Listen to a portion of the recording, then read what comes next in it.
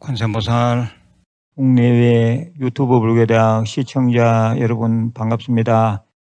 제3조 성찬 스님의 신신명을 공부하는 날입니다. 금일 살펴볼 구절은 욕취일성이여든 무로육진하라입니다. 일성으로 나아가고자 하거든 육진을 미워하지 말라라는 뜻입니다. 여기서 일성은 무상대도를 말합니다. 무상대도를 성취하고자 한다면 객관의 대상인 육진을 버리지도 말고 미워하지도 말라는 것입니다. 왜냐하면 중생이 집착심을 가지고 보면 육진이 되지만 눈 밝은 사람이 바로 서면 육진은 육용으로서 진여의 대용이 되기 때문입니다. 그래서 육진을 버리고는 무상대도를 구할 수 없다, 이런 말입니다. 일성이라, 이 일성을 한자 그대로 직역하면 한 수레, 한 가족, 한 바탕, 한 근원이라는 뜻입니다. 제가 법화경 대의가 무엇이라 했지요? 해 삼성, 귀 일성이라 삼성을 모아 일성으로 돌아간다라고 했습니다. 이 일성의 자리는 근원의 자리입니다. 한바탕의 자리이고 하나의 세계입니다. 자기 참마음 자리이며 무상대도의 자리로 그 자리가 바로 궁극의 세계입니다. 한편 육진은 색성향미촉법을 말합니다. 육진은 육근인 아니비설신의의 상대한 개념입니다. 이 육진은 육경 또는 육적이라고도 하는데 우리의 본래 마음, 부처님 세계에 들리는 마음을 빼앗는 도적이라는 뜻을 담고 있습니다. 이 육진을 한마디로 말하면 나 이외의 상대입니다. 그러므로 우리가 일성, 하나의 세계로 나아가려면 육진, 즉 나 이외의 상대를 미워했어야 되겠습니까? 생각해 보십시오. 우리가 가정을 이루면 한 가정이라고 말하지 두 내외가 있다고 해서 두 가정이라고 말하지 않지 않습니까? 하나의 세계를 이루고 있기 때문에 한 가정이라 하는 것입니다. 일성, 한 수레를 타고 있는 것입니다. 그런데 거기서 남편이 부인을 미워하면 어떻게 되겠습니까? 한 수레가 되겠습니까? 한 가정, 하나의 세계가 안 되는 겁니다. 그런데 현실에는 같이 살면서도 두 가정을 이루고 사는 사람들이 많은데 그것은 다 상대를 미워하기 때문에 그리 된 것입니다. 가정이 하나의 세계가 되려면 상대를 미워하면 안 됩니다. 좀 더 깊이 있는 얘기를 해보겠습니다.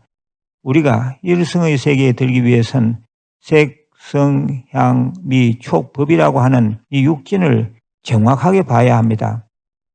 피하면 안 됩니다. 빛깔이나 모양을 정확하게 봐야 합니다. 눈, 즉 안근이 색경을 정확히 포착해야 합니다. 소리를 들을 때는 듣는 순간에 정확하게 들어야 합니다. 향을 맡을 때는 정확하게 향내를 맡아야 하고요. 촉감 또한 마찬가지입니다. 그렇게 정확하게 볼 때 바로 일성, 하나의 세계가 됩니다. 다시 말씀드리겠습니다. 눈으로 본다 할 때 그 눈은 온전한 눈이어야 합니다. 마음의 눈으로 봐야 하는 것입니다. 즉 100% 온 정신을 다해서 눈에 내 마음을 실어서 보는 것을 말합니다. 마음의 눈으로 보면 그 상대와 한 자리에서 딱 만나집니다. 마음에 드는 남자 혹은 여자가 있으면 빤히 쳐다보게 되죠. 무엇을 보든지 간에 그렇게 봐야 한다는 말입니다. 누군가와 얘기하고 있다면 오로지 그 상대의 초점을 맞추어야 합니다. 그 세계는 일성, 하나의 세계가 됩니다. 한 자리에서 만나게 되는 것입니다.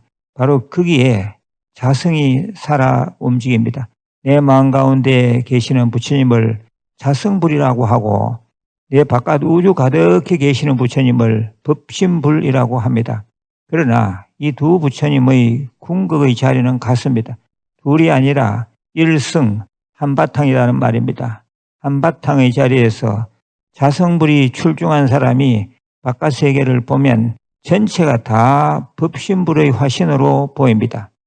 바람소리도 부처님의 화신, 햇빛도 부처님의 화신입니다.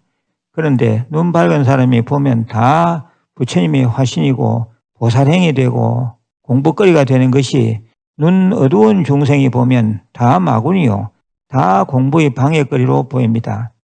사실 세상 자체 그대로는 바로 법신불의 세계입니다. 부처님의 안목으로 보느냐 중생의 안목으로 보느냐에 따라 이 세상이 달리 보일 뿐입니다. 그러므로 자기 마음 가운데의 자성불이 눈을 떠야 합니다. 자신의 자성불이 순간순간 깨어 있어서 정확하게 볼 수 있고 정확하게 들을 수 있는 통찰력이 있는 사람이면 이 우주의 모든 존재가 다 부처님의 화신으로 보입니다. 그래서 세상에 놓인 두두물물이 다 부처님의 화신으로, 꽃을 보면 꽃과 하나가 되고 새소리를 들으면 새소리와 하나가 되는데, 그런 자리가 바로 일성의 자리입니다. 일성의 세계에서 눈 밝은 사람이 보는 세상에 대한 안목을 수행에 적용하면 이렇습니다. 관세음보살을 부르고 외울 때는 관세음보살님을 정확하게 봐야 합니다. 관세음보살님을 앞에 두고 기도 또는 절을 할 때는 관세음보살님과 일체가 되어야 합니다.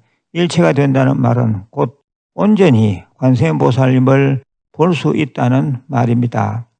일체 잡념을 떠나서 마음의 눈 그대로, 눈에 마음을 실어서 그대로 봐야 합니다. 그러면 그 자리에 부처님이 와 계십니다.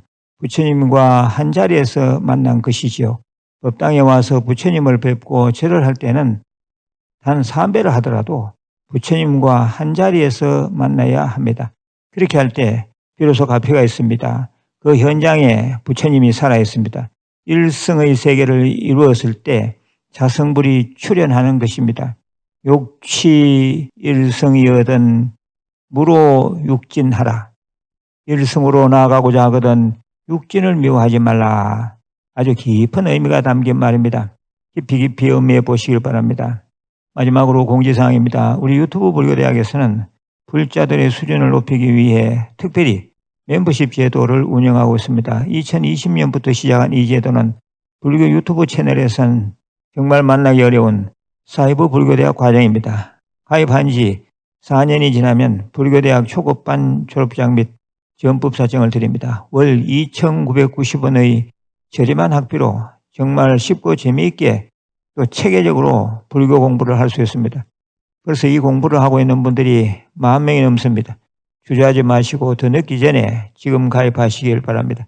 끝으로 발보리심 진언을 3번 외우겠습니다. 옴 모지짓다 못다 바나야미, 옴 모지짓다 못다 바나야미, 옴 모지짓다 못다 바나야미.